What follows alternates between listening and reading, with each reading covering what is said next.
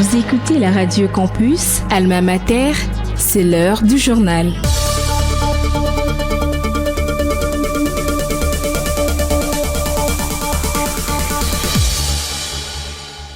Bienvenue dans cette nouvelle édition du journal sur la 107.6 MHz, les principaux titres à la une.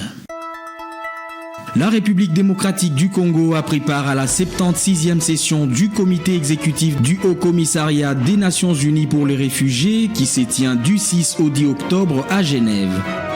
Le gouverneur de la ville de Kinshasa, Daniel Bumba, est convoqué le 16 octobre à l'Assemblée provinciale pour répondre à une question orale avec débat initiée par les députés Aubin Moukanou, élu de Mongafula. La consul de l'Ukraine a échangé ce mardi 7 octobre avec les autorités de la faculté des lettres et sciences humaines autour d'un futur atelier sur les études en Ukraine. Vous suivrez les détails dans ce journal. Voilà tout pour les sommaires. À présent, les développements. Vous êtes branchés sur la Radio Campus Unikin, la radio du savoir, sur 107.6 MHz, votre radio.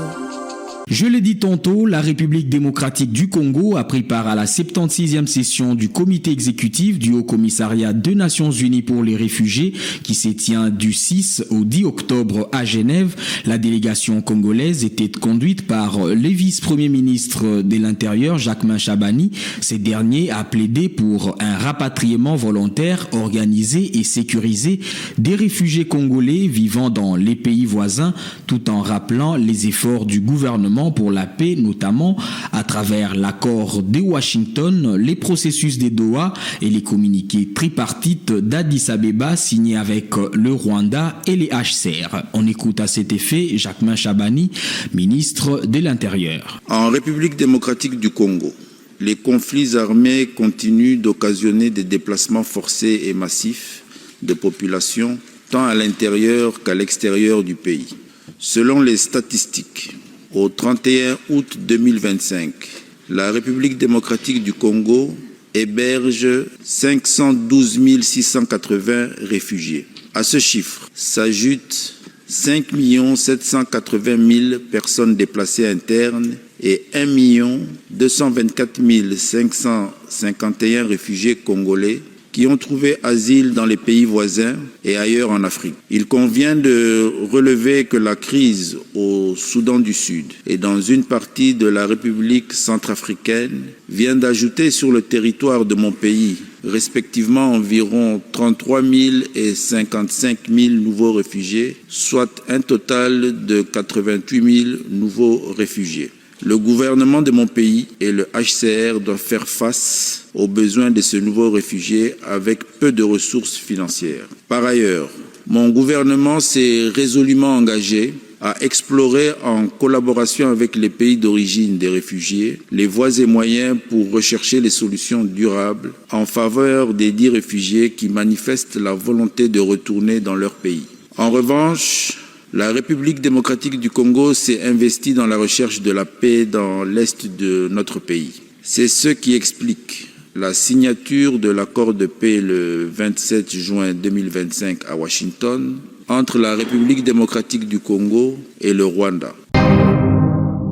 Le gouverneur de la ville de Kinshasa, Daniel Bumba, est convoqué le 16 octobre à l'Assemblée provinciale pour répondre à une question orale avec débat initiée par les députés Aubin Moukanou, élu de Mongafula. L'élu souhaite obtenir des éclaircissements sur la gestion des capitales, notamment la baisse des recettes provinciales, le manque de transparence dans la collecte des taxes à l'aéroport d'Ndjili et sur les stationnements ainsi que sur les arriérés des salaires des agents. Aubin Moukanou évoque aussi la multiplication de marchés des gré à gré, la mauvaise gestion du patrimoine immobilier et la relance opaque du marché central. Il précise que sa démarche n'est pas partisane mais vise à promouvoir la redevabilité et la bonne gouvernance. Crise dans les assemblées provinciales. Au Congo central, le président de l'assemblée provinciale, Papi Mantezolo, a démissionné de ses fonctions lundi 6 octobre à la veille de l'examen d'une pétition déposée contre lui par plusieurs députés provinciaux. Cette décision fait suite à une plénière houleuse initialement convoquée pour l'installation du bureau d'âge qui a dégénéré en bagarre générale, causant plusieurs blessés et des dégâts matériels dans l'hémicycle. Face à la tension, les travaux ont été délocalisés vers la mairie où le bureau d'âge a finalement été installé pour assurer la continuité des activités de l'Assemblée provinciale. Atelier sur les études ukrainiennes, conférence pour l'échange des expériences ainsi que le dialogue intellectuel et spirituel avec les étudiants de l'université de Kinshasa. C'est le menu des échanges entre la consule de l'Ukraine et les doyens de la faculté de lettres et sciences humaines. Cette rencontre a eu lieu ce mardi 7 octobre à l'université de Kinshasa. Le professeur Eugène Bitende Ntotila est doyen de la faculté des lettres et sciences humaines. Il livre ses sentiments à l'occasion de la visite de la consule de l'Ukraine. On l'écoute. Je ne peux qu'être honoré par la visite de Madame la consule de l'Ukraine. C'est tout un État qui vient à nous, donc nous ne pouvons qu'être honorés et ça nous fait énormément plaisir. Cela montre que nous sommes visibles et que nous sommes visitables. Et donc, comme on nous visite, ça nous fait plaisir. Je suis sûr que nous devons développer ensemble beaucoup de projets qui puissent concourir à l'épanouissement de chaque entité. Et l'Ukraine comme pays, nous comme université, faculté, aussi comme pays, pourquoi pas. Ça me fait énormément plaisir. Je suis énormément content de développer cette relation avec l'Ukraine. Alors aujourd'hui, quel message pourriez-vous lancer à l'endroit des chercheurs de la faculté des lettres et de l'UNIKIN et aussi à l'endroit des étudiants de l'université de Kinshasa par rapport aux opportunités que nous présente l'Ukraine?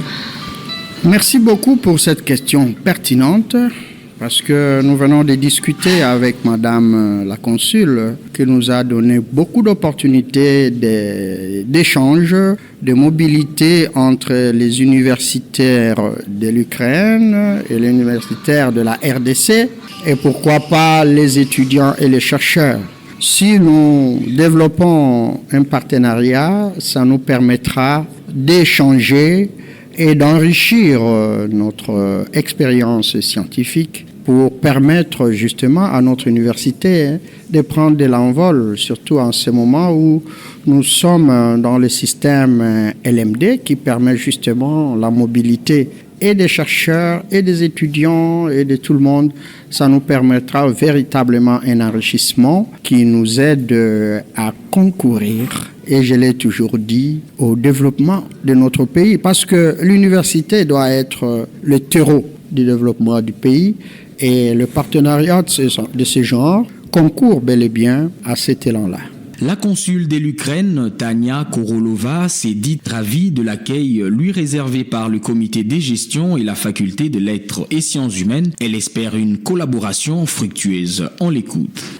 J'ai eu un grand honneur et un grand plaisir de me rendre ici au niveau de l'UNIKIN. Je suis ravie d'être ici et de présenter mon pays. Malgré la guerre, il y a beaucoup des opportunités pour les étudiants, pour les professeurs, pour le développement, pour la coopération, pour les échanges scientifiques.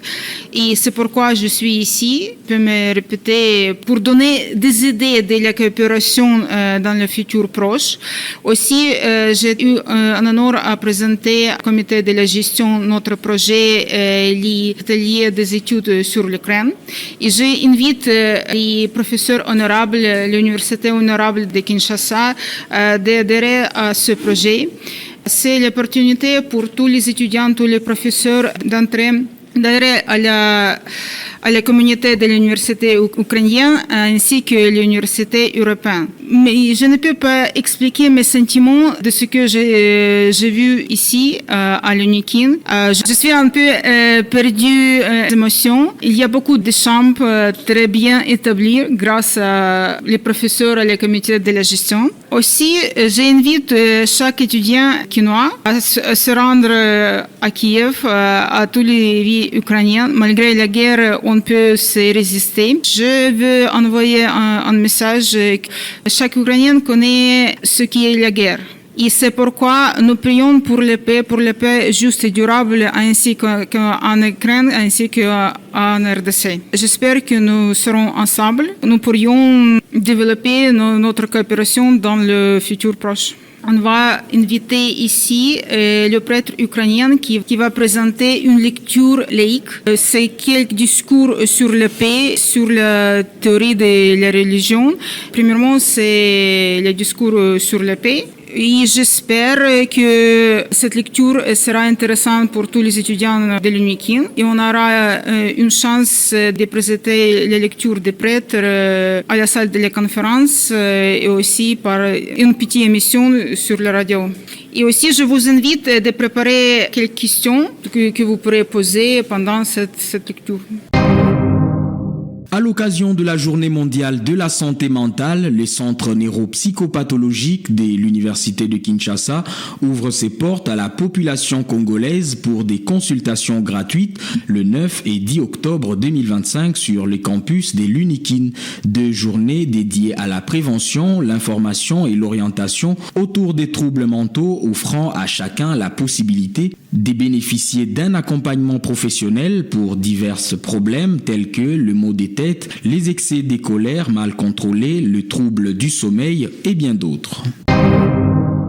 À la suite d'un échange entre la coordination estudiantine et les conducteurs opérant sur les sites universitaires, les prix du transport sur les trajets menant vers l'université de Kinshasa est désormais fixé à 500 francs congolais. Kogito Massia est l'invité de ce journal. Il s'entretient avec Divine Ngomba.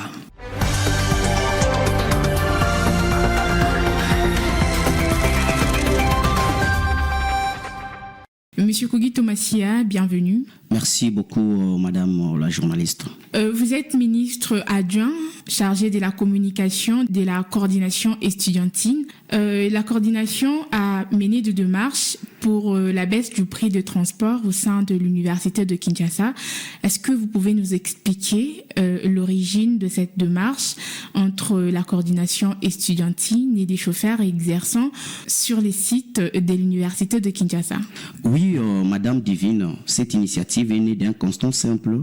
Les étudiants de l'université de Kinshasa racontent de plus en plus de difficultés liées au coût du transport sur les sites universitaires. Alors, face à cette situation, la coordination estudiantine de l'université de Kinshasa a engagé un échange direct, franc, avec les chauffeurs afin de trouver une solution équitable pour toutes les parties. L'objectif était de fixer un tarif unique et raisonnable, accessible à tous les étudiants, tout en respectant les réalités des chauffeurs. C'est en fait dans cet esprit de dialogue et de responsabilité que le tarif de 500 francs congolais par trajet a été convenu à partir du mercredi 8 octobre. Et comment est-ce que les conducteurs et les étudiants ont accueilli cette mesure? Oui, madame la journaliste, je peux vous rassurer que cette mesure a été très bien accueillie par les étudiants de notre alma mater qui y voient une avancée concrète dans la lutte pour un cadre de vie universitaire plus juste. En fait, madame, du côté des chauffeurs, même si certains ont exprimé des réserves, mais la majorité a compris l'importance de cette régulation pour maintenir une relation harmonieuse, oui, avec les étudiants. Que ce soit les conducteurs des tricycles, communément appelés motogizi, que ce soit ceux de IST, communément appelés ketch, tous sont appelés à respecter les mesures prises par la coordination estudiantine. Les trajets concernés sont tendance trafic congelos, de la piscine aux cliniques universitaires et tout autre trajet sur le campus de l'UNIKIN. Monsieur Kogi Thomasia, merci d'avoir répondu à nos questions. Je vous en prie, madame. Vous l'avez certainement compris, c'est la fin de cette édition du journal présenté par Lucien Pungwe, mais avant de nous séparer, je vous rappelle les principaux titres. La République démocratique du Congo a pris part à la 76e session du comité exécutif du Haut Commissariat des Nations Unies pour les réfugiés qui se tient du 6 au 10 octobre à Genève. Vous avez suivi les détails dans ce journal. Le gouverneur de la ville de Kinshasa, Daniel Bumba, est convoqué le 16 octobre à l'Assemblée provinciale pour répondre à une question orale avec débat initiée par les députés Aubin Moukanou, élu de Mongafula. La consul de l'Ukraine a échangé ce mardi 7 octobre avec les autorités de la faculté des lettres et sciences humaines autour d'un futur atelier sur les études en Ukraine. Ce journal est complètement terminé. Il a été réalisé par Jason Ludem, concours rédactionnel Jean-Paul Koutoumissa, Divine Gomba, Emons Kabamba, à la technique Sylvain Chizungu, Lixen Kinounou à la supervision. Restez branchés sur la 107.6 MHz, la radio campus Alma Mater, la radio du savoir.